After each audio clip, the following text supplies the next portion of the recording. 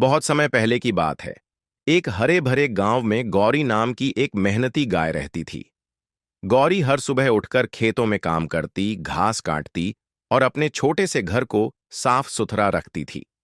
उसका घर मिट्टी और लकड़ी का बना हुआ था, पर उसे अपने घर से बहुत लगाव था। गौरी की दो अच्छी दोस्तें थीं। एक थी गुड़िया नाम की बकरी और दूसरी थी चिक्की नाम की मुर्गी। तीनों साथ में रहते, खाते, खेलते और एक दूसरे की मदद करते। एक दिन गांव में तेज आंधी और बारिश आई। हवा इतनी जोर की थी कि गौरी का छोटा सा घर गिर गया। दीवारें टूट गईं, छत उड़ गई और सब कुछ बर्बाद हो गया। गौरी बहुत दुखी हुई, पर उसने हार नहीं मानी। वह सोचने लगी कि अब क्या किया जाए। गुड़िया और चिक्की ने उसे ढांढस बंधाया और कहा, हम मिलकर तुम्हारे लिए नया घर बनाएंगे। तीनों ने जंगल से लकड़ी इकट्ठी की, घास जमा की, लेकिन अब भी कुछ कमी रह गई थी। उसी रात गौरी अकेले जंगल में चल पड़ी कुछ और लकड़ियां ढूंढने।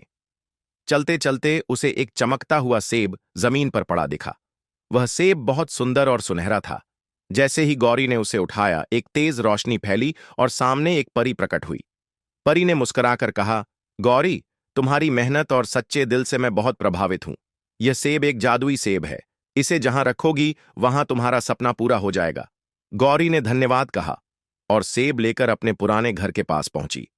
जैसे ही उसने सेब को जमीन पर रखा और मन में नया घर मांगा, एक झिलमिलाता सुंदर घर प्रकट हो गया। मजबूत दीवारें, घास की छत और अंदर हर सुविधा। गौरी खुशी से झूम उठी। उसने गुड़िया और चिक्की को बुलाया और कहा, यह घर सिर्फ मेरा नहीं है, हम तीनों का है। मेहनत, दोस्ती और विश्वास से ही हम यहां तक पहुंचे हैं। उस दिन से तीनों दोस्त खुशी खुशी जादुई सेब के घर में रहने लगे और गांव के बाकी जानवरों को भी सिखाया कि मेहनत और सच्चे दिल से जो मांगा जाए वह जरूर मिलता है। मोहन दोपहर के समय केशवनगर राज्य के राजपुर एक छोटे से गांव के बाजार में अपनी कुछ मूर्तियां रखे हुए बैठा हुआ था कि तभी एक ग्राहक उसके पास आकर बोला, तुम्हारी दुकान पर रखी हुई मूर्तियां बता रही हैं कि तुम्हारा नाम ही मोहन है। आप सही कह रहे हैं, मेरा नाम ही मोहन है। समझ गया भैया, लगता है तुम ही वो प्रसिद्ध मूर्तिकार हो जिसके बारे में केशवनगर राज्य का हर व्यक्ति बात करता है। ऐसा नहीं है भैया, मैं तो बस अपना काम अच्छी तरह से करता हूं। लोग तो बस मेरी प्रशंसा ऐसे ही करते हैं। मोहन की बात सुनकर ग्राहक मुस्कुराते हुए मोहन के हाथों की बनाई हुई एक सुंदर मूर्ति को देखता हुआ बोला, मुझे यह मूर्ति बहुत ज्यादा पसंद है। दरअसल मैं हरियाली आपू गांव का रहने वाला हूं।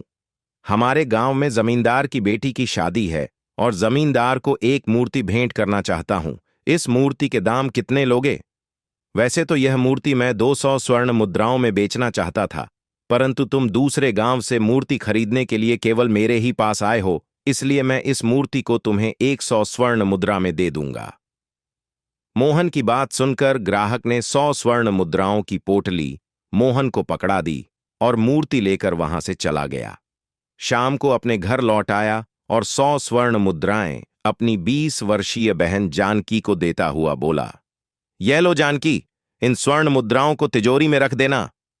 जानकी स्वर्ण मुद्राएं लेकर तिजोरी में रखने चली गई। तभी गांव का मुखिया आ पहुंचा। मुखिया को देखकर मोहन बोला, अरे मुखिया जी, आप अभी शाम के समय, सब कुछ ठीक तो है? हाँ मोहन, तुम्हारी प्रार्थना से सब कुशल मंगल है।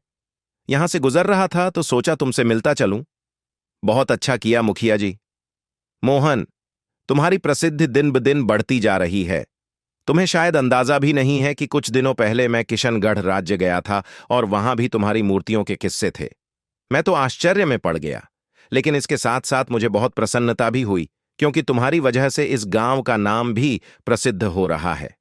तभी जानकी आ गई और बोली, मेरे भैया, मूर्ति बनाते ही इतनी अच्छी है कि कोई भी उस मूर्ति की तारीफ किए बिना नहीं रह सकता।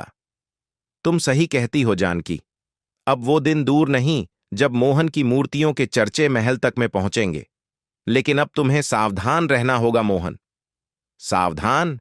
लेकिन किससे मुखिया जी? हमारे ही गांव में रहने वाले बिरजू मूर्तिकार से।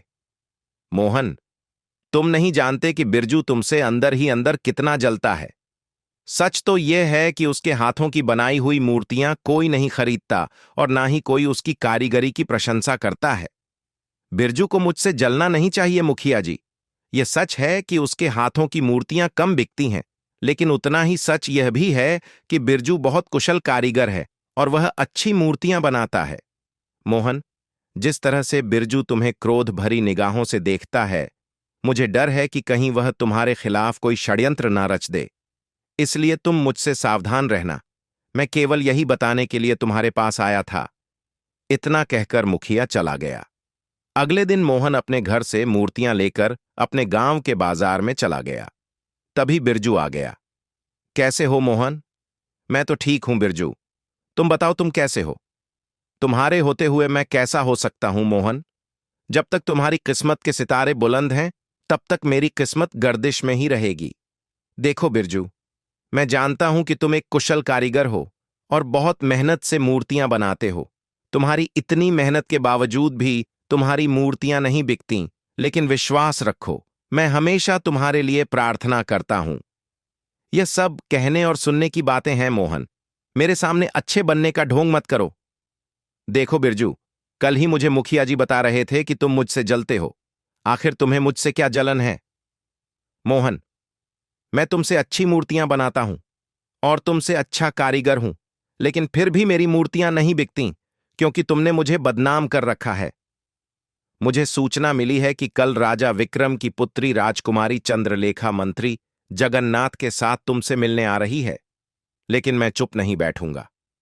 मैं राजकुमारी के सामने साबित कर दूंगा कि मैं तुमसे बेहतर मूर्तिकार हूं।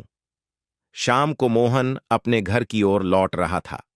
रास्ते में मुखिया मिल गया। अच्छा हुआ मोहन, तुम मिल गए। मैं तुमसे मिलने ही तुम्हारे घर जा रहा था। क्या हुआ मुखिया जी? कल राजकुमारी चंद्रलेखा अपने मंत्री के साथ तुमसे मिलने आ रही है। वह अपनी स्वयं की मूर्ति बनवाना चाहती है। हां मुखिया जी, आज प्रातः ही बिरजू ने मुझे बताया था। बिरजू को इस बारे में इसलिए पता चला क्योंकि एक सैनिक बाजार में पूछताछ कर रहा था। बिरजू उस सैनिक से टकरा गया और खुद को तुमसे बेहतर कारीगर बता डाला। सैनिक ने कहा कि वह राजकुमारी से कहेगा कि तुम दोनों के बीच प्रतियोगिता रखे। मतलब हमें दोनों को राजकुमारी की मूर्ति बनानी होगी और जिसकी मूर्ति राजकुमारी को पसंद आएगी वह भारी इनाम पाएगा। हां, इतना इनाम कि उसके वंशजों को काम करने की जरूरत नहीं पड़ेगी। समझ गया मुखिया जी, इसलिए बिरजू मुझे चुनौती दे रहा था। लेकिन मुझे डर नहीं। मैं सिर्फ मेहनत और ईमानदारी से काम करता हूं। राजकुमारी सुबह तक आ जाएंगी। मैं उन्हें तुम्हारे घर लेकर आऊंगा। अगले दिन राजकुमारी, मंत्री और मुखिया मोहन के घर आए। राजकुमारी बोली, तो तुम ही हो मोहन, जिसकी प्रशंसा महल तक पहुंची है। प्रशंसा के लिए धन्यवाद राजकुमारी। असली प्रशंसा तब होगी जब तुम प्रतियोगिता में जीत जाओगे। तभी बिरजू भी वहां पहुंच गया। राजकुमारी ने कहा, क्या तुम तैयार हो? हां राजकुमारी, मैं तैयार हूं। यह सुनकर मोहन बुरी तरह से घबरा गया। मोहन जानता था कि अगर सैनिकों ने उसे बंदी बनाकर कारागार में डाल दिया तो राजकुमारी चंद्रलेखा उसे मौत के घाट उतरवा देगी, क्योंकि राज्य के सभी वासी जानते थे कि राजकुमारी चंद्रलेखा और उसकी मां एक क्रूर शासिका थीं। क्योंकि केशवनगर राज्य में किसी राजा का नहीं बल्कि एक रानी का शासन था। मोहन अपने शरीर की पूरी ताकत लगाकर वहां से भागने लगा। देखते ही देखते वह उन सब की आंखों से ओझल हो गया।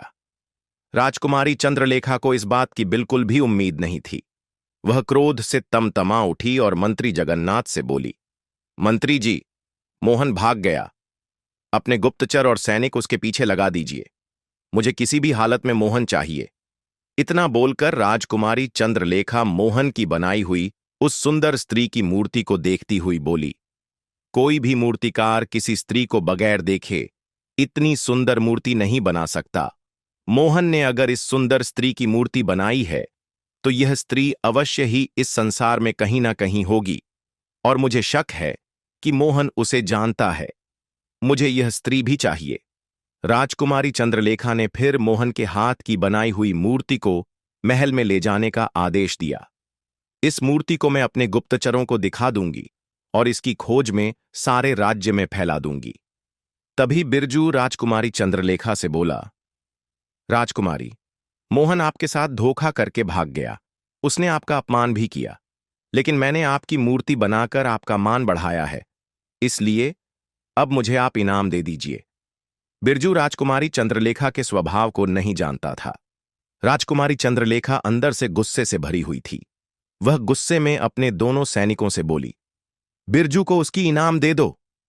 राजकुमारी चंद्रलेखा का आदेश सुनकर एक सैनिक ने तुरंत अपनी तलवार निकाल ली और बिरजू की गर्दन पर वार कर दिया। बिरजू चिल्लाते हुए जमीन पर गिरकर ढेर हो गया। राजकुमारी चंद्रलेखा और मंत्री जगन्नाथ मोहन की बनाई हुई मूर्ति को लेकर महल की ओर रवाना हो गए। मुखिया बिरजू की लाश को देखकर अफसोस भरे स्वर में बोला, तुम वास्तव में मूर्ख थे बिरजू, जो स्थिति को समझ ही नहीं पाए। आखिर तुम्हें क्या जरूरत थी नाम मांगने की? वैसे भी जो किसी के लिए बुरा सोचता है उसके साथ बुरा ही होता है। इधर मोहन घने जंगल की ओर लगातार भागा जा रहा था। भागते भागते मोहन के पांव जवाब दे चुके थे। उसका गला प्यास से सूख रहा था। तभी उसकी नजर एक तालाब पर पड़ी। मोहन दौड़ता हुआ उस तालाब के पास गया और पानी पीने लगा। पानी पीने के बाद मोहन कुछ देर तक जंगल में इधर उधर देखता रहा और अपने आप से बोला, मैं तो बुरी तरह से फंस गया। आखिर मुझे समझ नहीं आ रहा कि वह मूर्ति मुझे बन कैसे गई। मैं तो राजकुमारी चंद्रलेखा की मूर्ति बना रहा था। अब अगर मैं गांव वापस गया तो मारा जाऊंगा, लेकिन मेरी बहन जानकी भी घर पर अकेली होगी।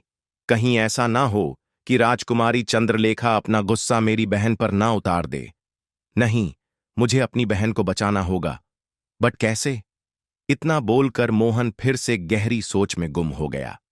कुछ देर बाद वह अपने आप से बोला, एक काम करता हूं, मैं रात के समय मुखिया जी के घर पर जाऊंगा और अपनी बहन को मुखिया के घर पर ही बुलवाकर इस राज्य को हमेशा के लिए छोड़कर भाग जाऊंगा। मोहन ने इतना कहा ही था कि तभी उसके कानों में एक भारी आवाज गूंजी। वीर पुरुष कभी भागा नहीं करते, वे कठिन परिस्थितियों का सामना किया करते हैं। मोहन ने जैसे ही पलटकर देखा तो उसके पीछे एक साधु खड़े थे। वे मुस्कुरा रहे थे। उस घने जंगल में मोहन साधु की ओर देखकर चौंकते हुए बोला, कौन हैं आप? मैं एक साधु हूं जो 10 वर्षों से इस जंगल में अपना जीवन व्यतीत कर रहा है, लेकिन तुम्हें देखकर मुझे अब ऐसा लगता है कि मेरा वनवास समाप्त होने को आ गया है। ये क्या कह रहे हैं आप? मैं आपकी बात का मतलब नहीं समझ पा रहा हूं। कैसा वनवास? तुम्हारा चेहरा मुझे किसी की याद दिलाता है। क्या तुम मूर्तियां बनाते हो? यह सुनकर मोहन पूरी तरह से चौंक पड़ा।